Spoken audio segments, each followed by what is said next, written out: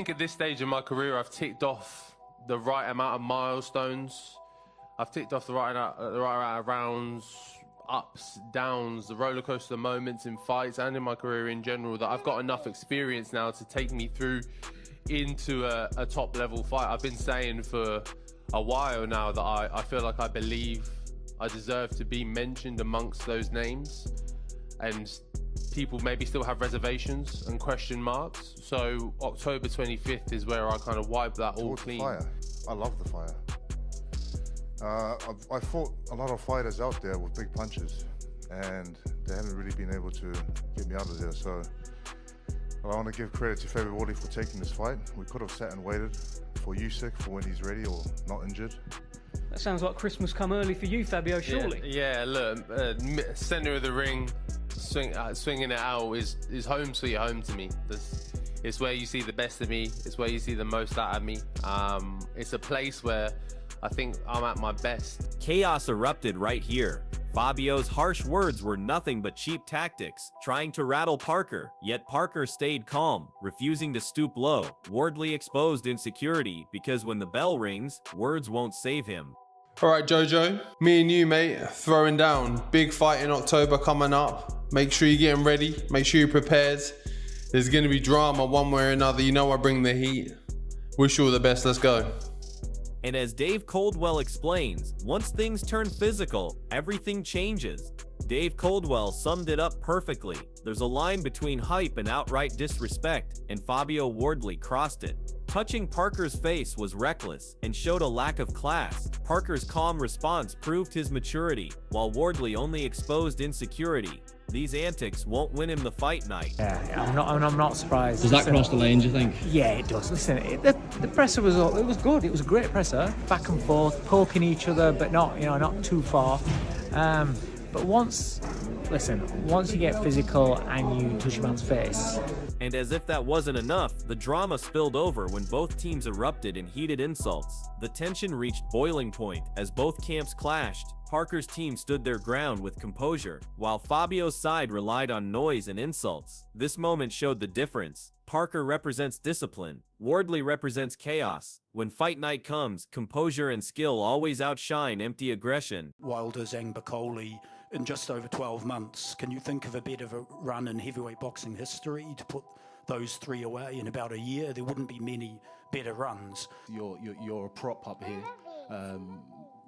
You had to call in the big guns, Spence and Uncle Frank, to get Parker to the top level.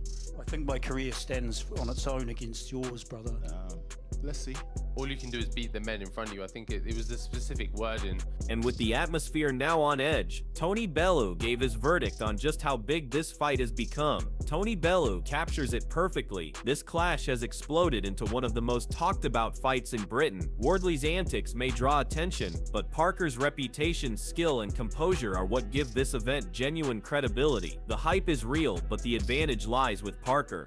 I think this fight's just took another toll. It's absolutely grabbed the public interest now to another level, isn't it? This is quite simply the biggest fight this country's ever seen. It's going to be huge. Adam Smith is right. These moments spark attention, but professionalism still matters. Fabio dragged things into chaos, whereas Parker stayed focused. The fight game thrives on drama, yet when the dust settles, it's about skill. Parker's discipline makes him far better prepared than Wardley for the real battle. You're twice as big for the casual fans.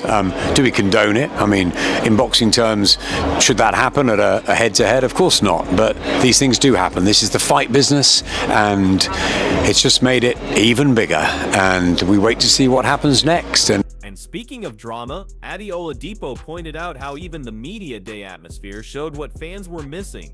Adi Oladipo is spot on. A proper face-off between Parker and Wardley would have been electric. But perhaps it's telling, Wardley thrives on pre-fight drama, while Parker doesn't need it. He saves energy for the ring, where composure and skill matter more than staged confrontation. What we're doing here today? Killed me. So today's like the media day. We're doing a bit of face-offs. Obviously, they're not doing a face-off with each other, which is a shame, because that would have been as good as yours. Eddie Hearn's reaction underlines just how volatile that moment was. The glass smashing and flying everywhere wasn't just noise, it symbolized the chaos Fabio Wardley brings with him. Yes, it will go viral. Yes, it adds hype. But in boxing, hype fades quickly when the bell rings. What truly matters is composure under pressure, and that's where Joseph Parker shines. Eddie's right, everything changes now, because this fight is no longer just about skill, it's about mental strength. Wardley might have rattled a few cages, but Parker's composure means he'll be the one dictating terms when it matters most. Viral clips won't win rounds. Discipline and experience will. When it smashed and the noise it made, that's where I was sort of like, bits were flying everywhere, you know? And like, listen, I think the world we live in today, it'll go viral, people will think it's quite amusing, but I'll just tell you one thing, in the fight game, everything changes now about this fight. Like, you don't want to be backstage right now.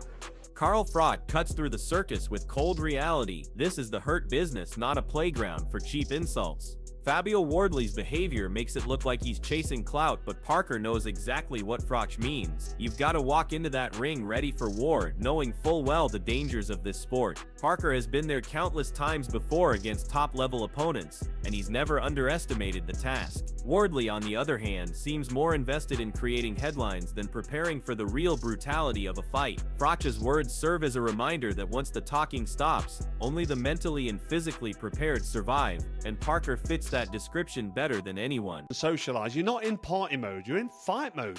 You're in, I could be walking to a certain death mode here. This is the hurt game. This is a dangerous, hard sport where people get seriously injured in there. And when you're fighting, you want to be in the mode of fight zone, fight mode. Let's go, I'm going to battle, I'm going to war, I'm a fucking warrior. I'm going in there to do some damage and potentially getting some damage done to me.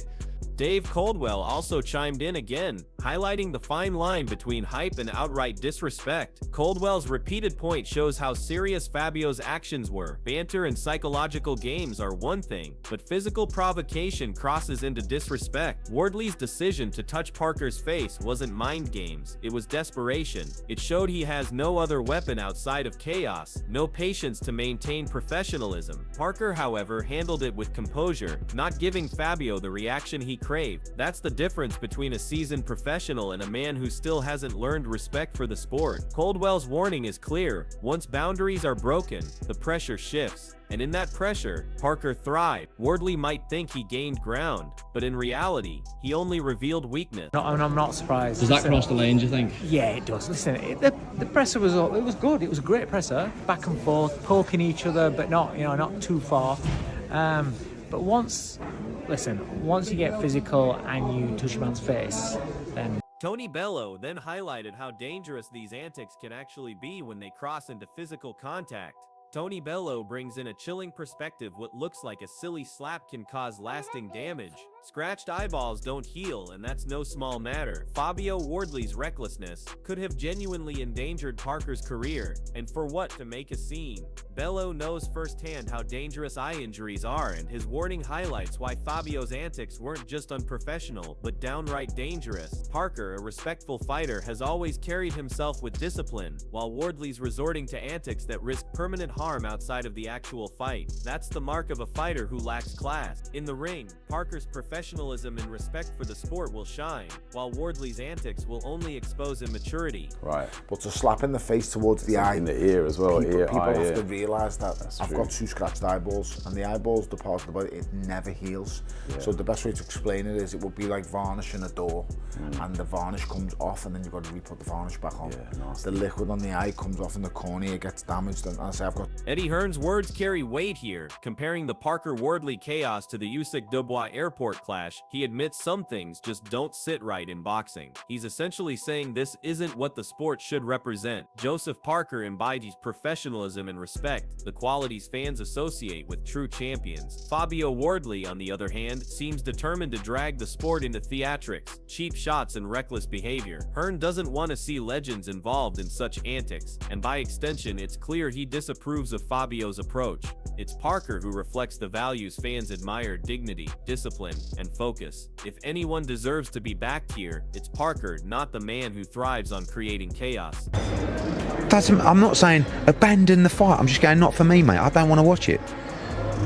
So, like... And Derek Chisora also gave his take, focusing not on drama but on what real killers do inside training. Derek Chisora hits the nail on the head here. Boxing isn't about shoving, slapping, or creating headlines. It's about the hours spent in the gym, the dedication to training, and surrounding yourself with the right people. Hang out with killers, train like a killer. That's the very essence of what separates great fighters from pretenders. Joseph Parker lives this mantra every day. His preparation is about hard graft, sparring with elite-level talent, and staying mentally sharp for fight night. Fabio Wardley, on the other hand, seems more focused on trying to rattle opponents outside the ring, but once the lights go down, no amount of pre-fight chaos will prepare him for Parker's sharp jab, relentless combinations, and ring IQ. Chisora's words are a reminder: killers don't need theatrics, they prove themselves under the lights, and Parker is ready to do exactly that. It's all or nothing. A lot of faces up here, a lot of people we need to speak to. I'm going to get an opening word from the fighters. Spencer Brown's words echo what true analysts already know. Joseph Parker possesses every attribute needed to dismantle opponents. Against Dillian White, he proved he can handle pressure, adapt mid-fight, and deliver with speed and precision. That line, "speed kills," rings true. Parker's hand speed, combined with his sharp timing, is what makes him lethal. Fabio Wardley, for all his bluster, has never faced someone with Parker's experience at the elite level. Brown calls Parker a nice kid, but don't mistake kindness for weakness. Inside the ring, Parker is ruthless, and his ability to hurt and finish opponents is undeniable. Wardley may have knockout power, but Parker's mix of speed, IQ, and composure puts him on a different level. When the fight comes, it's not Fabio's chaos that will dictate the pace. It'll be Parker's sharp clinical execution. Don't know what he beat tonight in Dillian. All week he looks a bit weak to me. I don't know if you saw him, but look, you've got to take your hat off to him. He beat a seasoned top 10 fighter, or he was a top 10 fighter. And he's such a nice kid. He's got every attribute you could want. And he hurts and knocks people out. Speed kills, and that's what he's got. And with praise like this, attention quickly shifted to the bigger picture of Parker's journey and what truly lies ahead. This is more than a press conference feud, it's a defining moment in heavyweight boxing. For Joseph Parker, victory here is not just another win, it's about reclaiming his status among the elite, proving that experience, composure, and skill will always outweigh reckless antics. A Parker triumph throws him right back into world title conversations, reminding everyone that he's still a force capable of dismantling anyone on his day. For Fabio Wardley, though, this is make or break. He's built his reputation on chaos, cheap shots, and aggression, but when the talking stops and the first bell rings, none of that will protect him from Parker's speed, ring IQ, and championship pedigree. Fabio has never faced someone with Parker's calm ruthlessness under pressure, and that gap in class could be brutally exposed. This fight isn't about who can stir headlines, it's about who's mentally tougher and who truly belongs at the top. So what do you think? Will Wardley somehow shock the world, or is Parker ready to silence the chaos once and for all? Drop your predictions below.